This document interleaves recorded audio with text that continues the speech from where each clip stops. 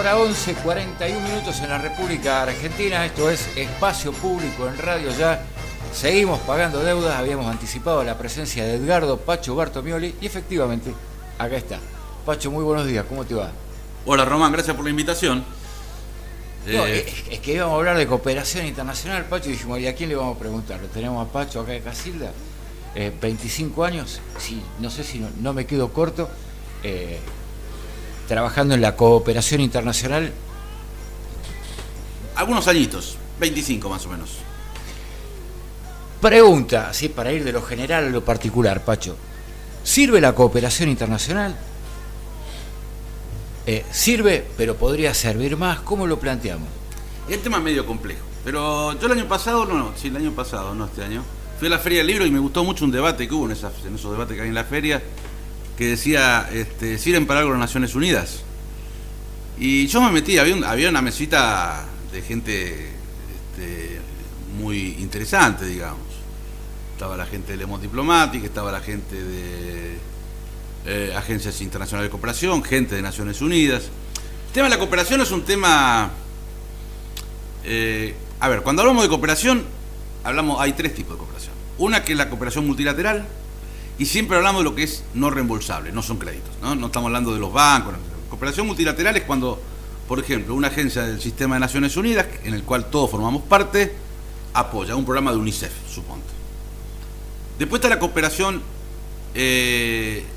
bilateral, que es la de gobierno a gobierno. Suponete, la cooperación suiza o la cooperación canadiense colabora con el gobierno argentino, de Estado a Estado, a través de su agencia de cooperación, o qué sé yo, yendo un poquito más pero es una cuestión mucho más política, que si da tiempo lo vamos a hablar, que el tema de USAID, la agencia de cooperación de los Estados Unidos, que siempre viene con otro, bueno, al menos para mí, con otro tipo de intencionalidad. Y después está la cooperación que tuvo un auge muy grande en los últimos 20 años. Yo empecé en esto hace casi 25, que es el tema de lo que está vinculado a las ONG. ¿Por qué te digo esto? A ver, la cooperación multilateral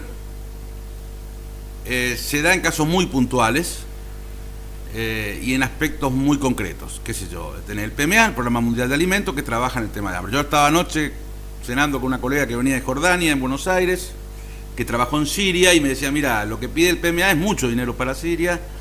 Resulta que por cuestiones de seguridad el sistema de Naciones Unidas no deja distribuirlo. Tenemos un montón de... Ella trabajaba para una agencia, para la Unión Europea, esta chica, ¿no?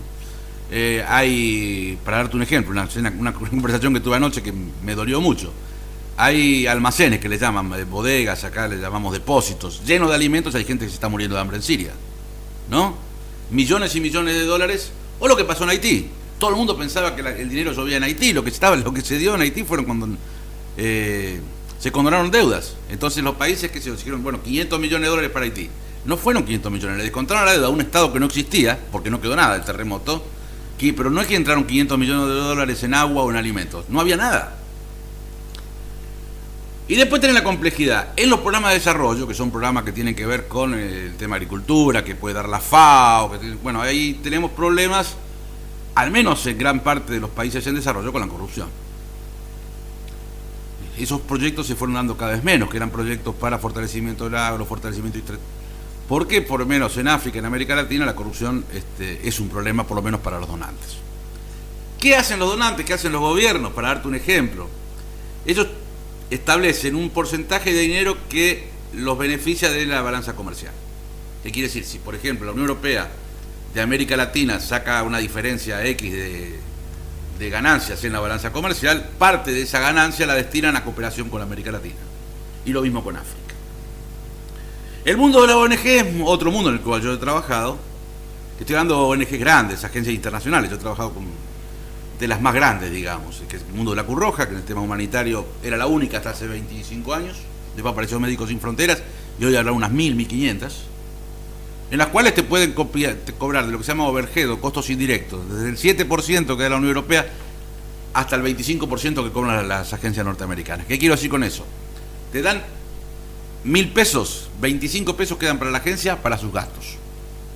O sea, te cobran por hacer la gestión.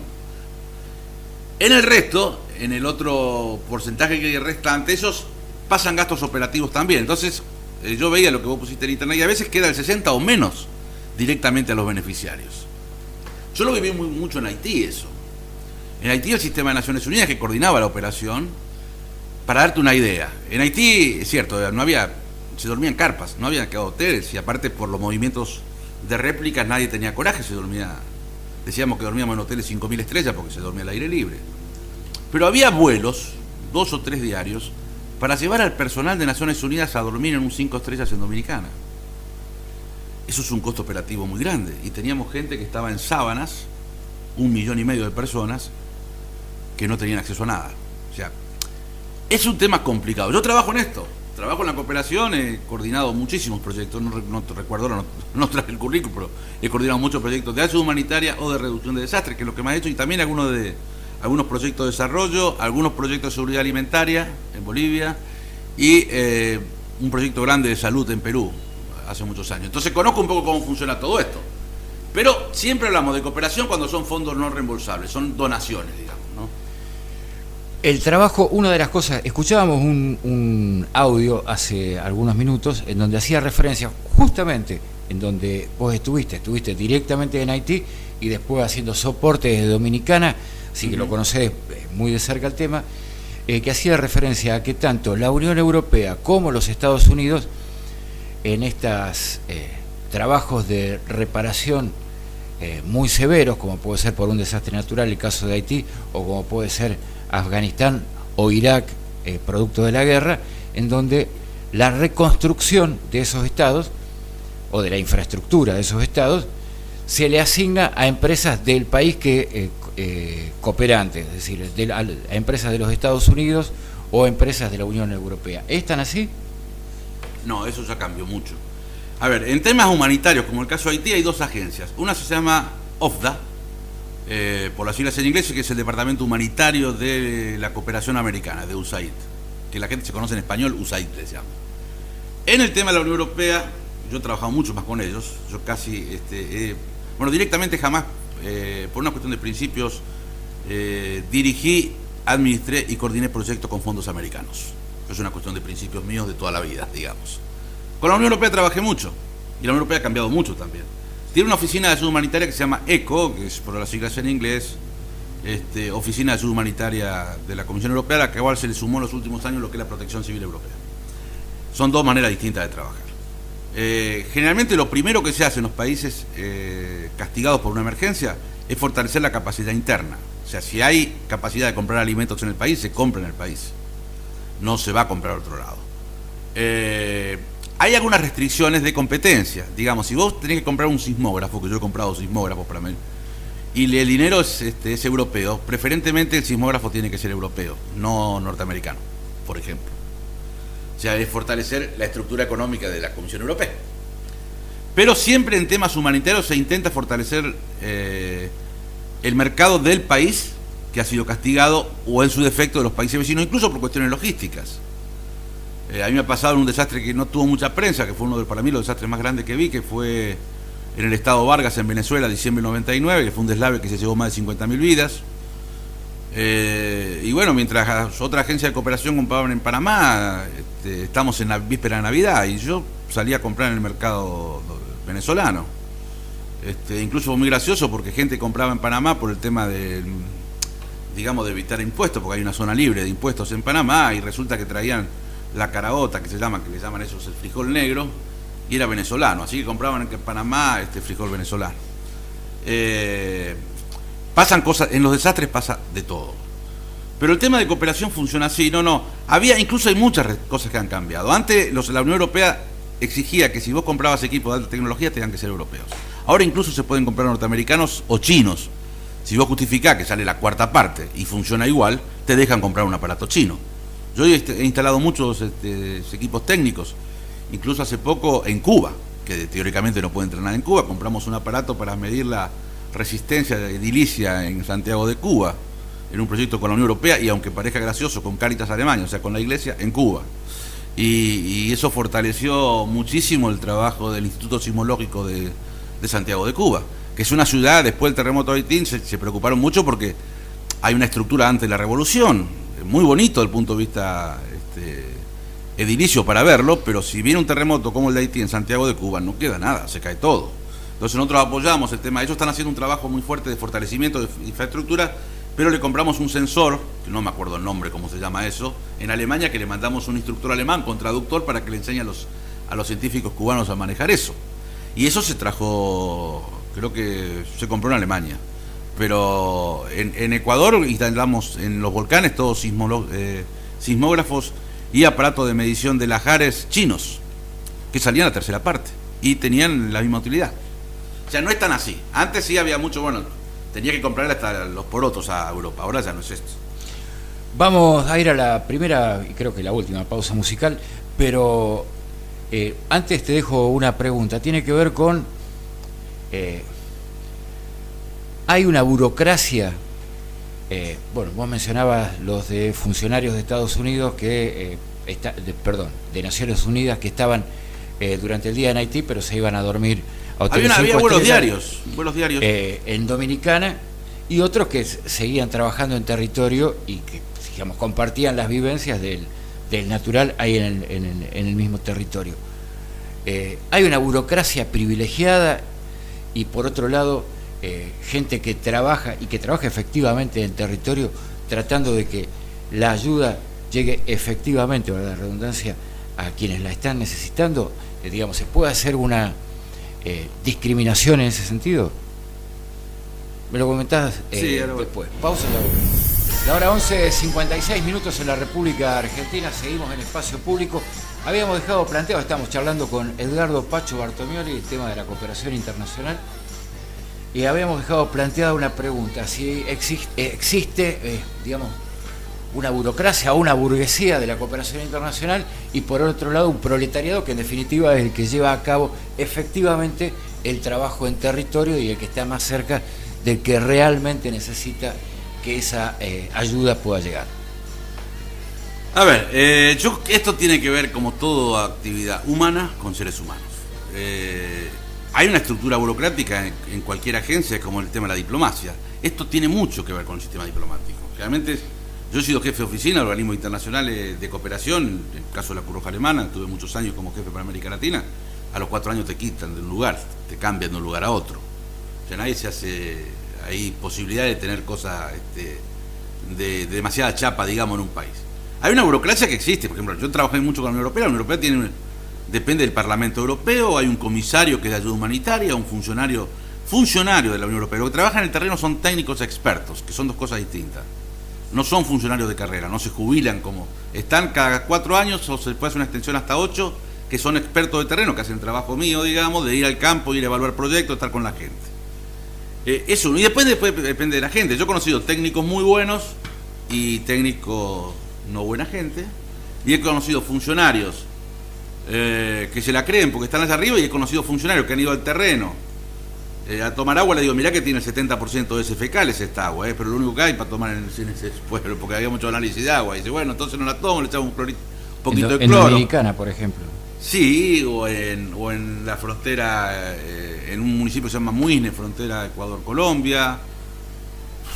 Yo he estado en Bolivia, en un municipio que se llama Belisario Moeto, que lo mejor alimentado en ese pueblo eran las ratas, que tenían más o menos 50 centímetros, y la gente no tenía que comer, porque no había asilo y la gente no tenía cómo guardar los granos, y las ratas se comían los granos. Este tema de la cooperación, y para estar en el terreno, yo digo que hay que tener un poco... hay que estar un poco loco para hacer este trabajo. Cuando vos te metés en lugares donde tenés 50.000 muertos, a ver, las primeras horas en Haití, eso, yo traté de ir a lugares donde no había ayuda, porque todo el mundo se concentraba en Puerto Príncipe. Yo me metí en el centro de la isla, en Inche, una provincia ahí, donde llegaban gente que se iba escapando y no tenía ni idea de qué. Bueno, es un tema muy complejo. El tema, para mí, pasa todo por la gente. Vos encontrás gente buena y gente mala, tanto en la burocracia como en el trabajo de campo.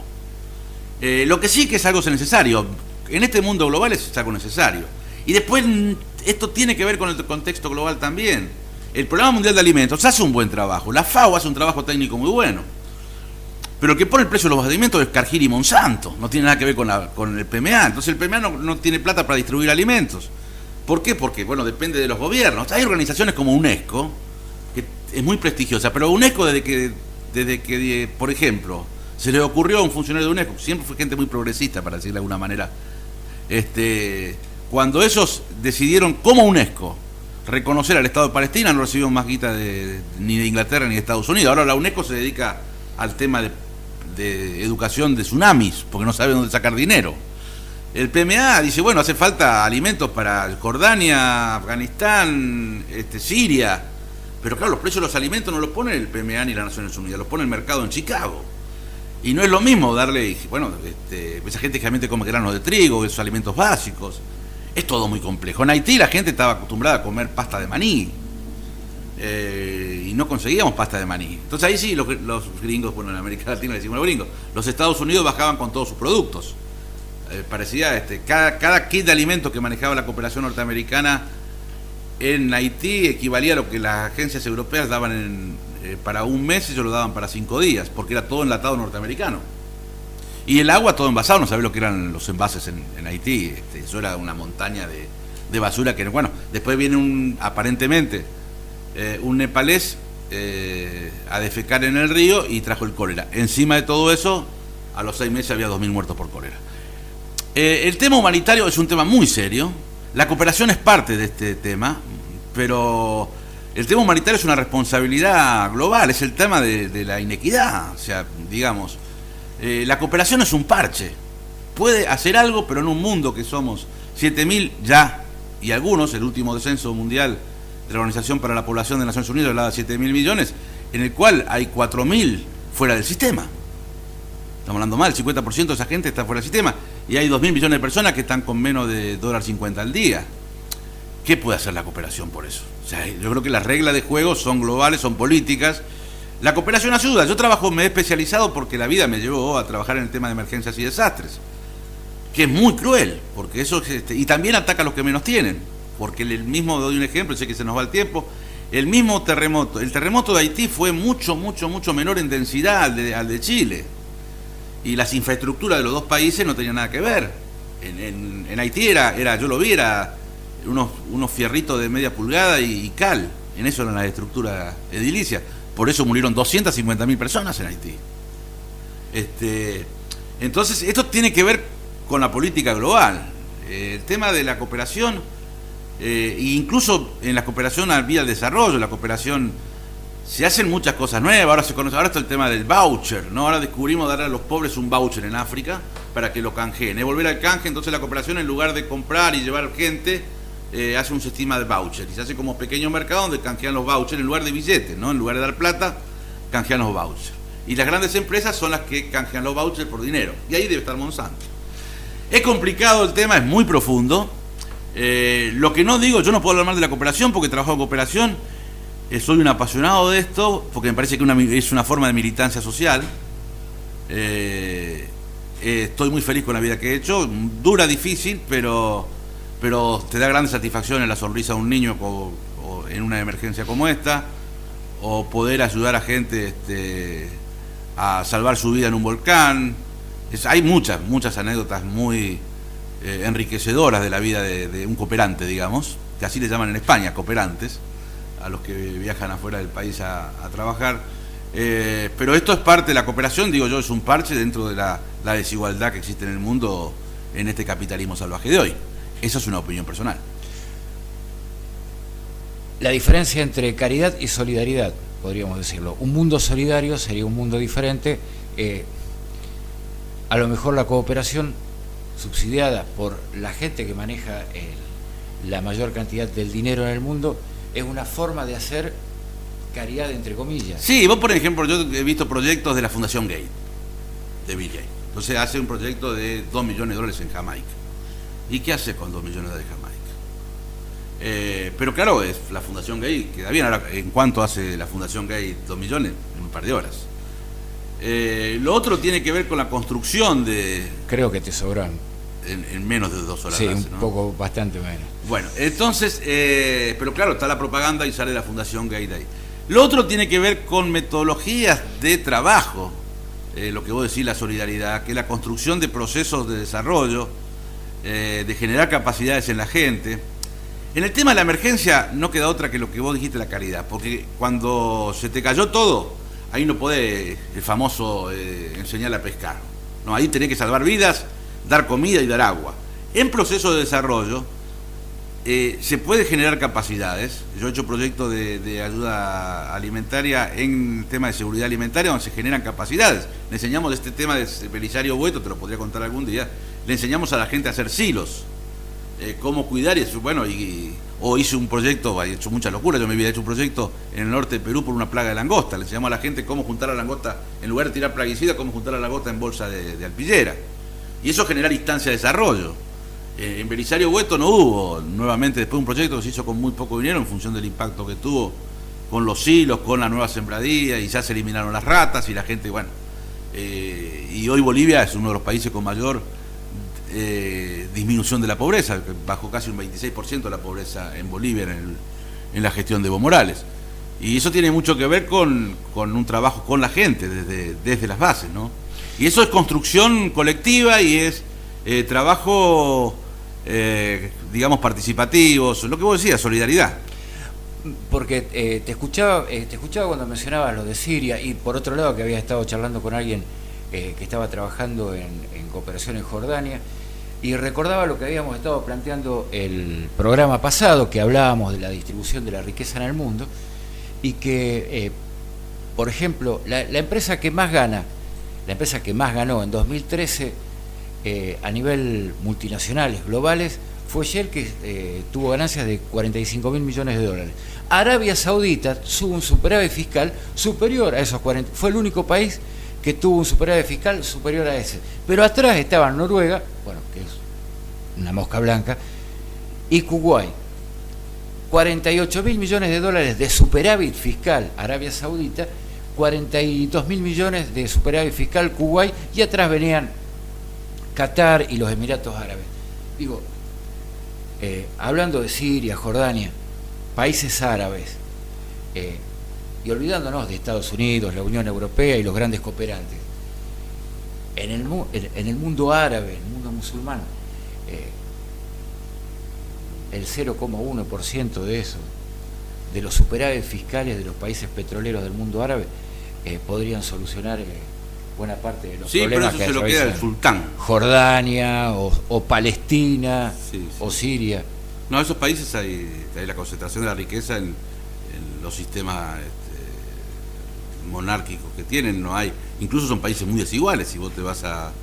Yo me acuerdo, hace muchos años estaba en la Cruz Roja Argentina, cuando después de la guerra del Golfo, la primera, a mi presidente de la Cruz Roja Argentina, donde hicimos un trabajo de ayuda de la Cruz Roja Internacional que tiene que ver con conflictos armados, y el Comité Internacional de la Cruz Roja invitó a la que era mi presidenta, que ya falleció la señora, y se fue a Kuwait.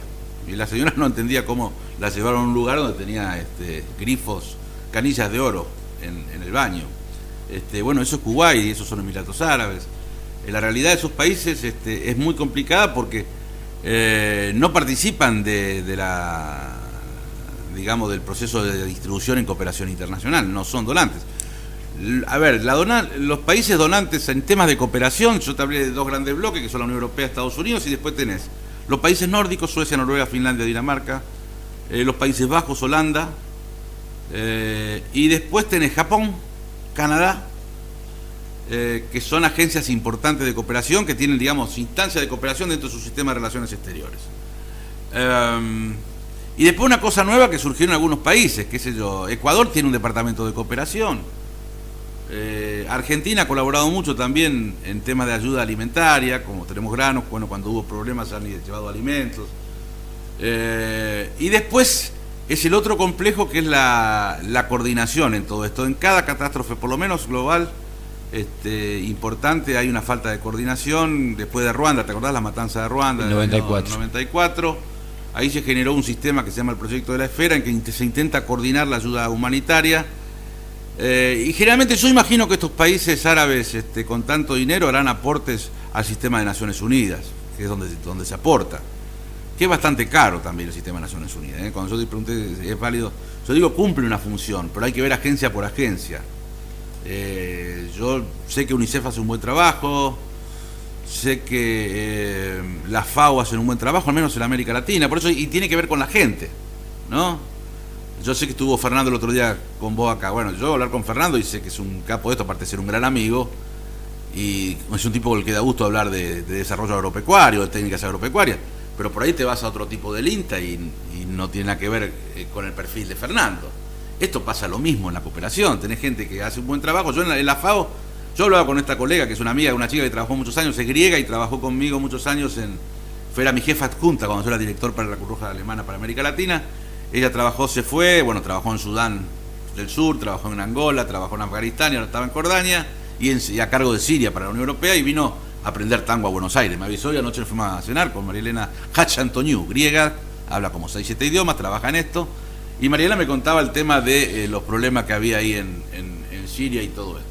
Pero yo imagino que estos emiratos deben aportar al sistema de Naciones Unidas, donde ahí hay convocatorias y el PMA requiere dinero. Se hacen convocatorias a lo que son llamamientos, se les llama, que son fondos para que los países puedan volcar dinero a esa ayuda que después se distribuye en función de las agencias. El PMA, la FAO hacen llamamientos anuales por el tema de la pobreza, por el tema de la agricultura. Imagino, no conozco los datos, una buena cosa para investigar, cuánto ponen a los fondos del sistema de Naciones Unidas Emiratos Árabes o Kuwait. Yo no tengo idea. Lo que sé es que dentro de sus países brilla la desigualdad, ¿no? Quedó abierto para... Yo ya estoy pensando respecto de qué es lo que vamos a hablar el próximo programa. Pacho, muchísimas gracias. Bueno, de más está decir, ha sido un gusto. Un amigo y además el aporte por el conocimiento y la experiencia. Gracias por haber estado.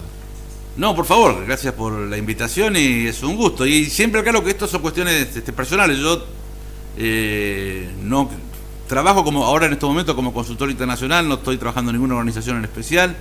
Lo que sí que es un tema apasionante, el tema del trabajo en el terreno, que así le llamamos, en el terreno, en el campo, donde está la gente. Es lo que justifica para mí sobremanera que exista la cooperación internacional.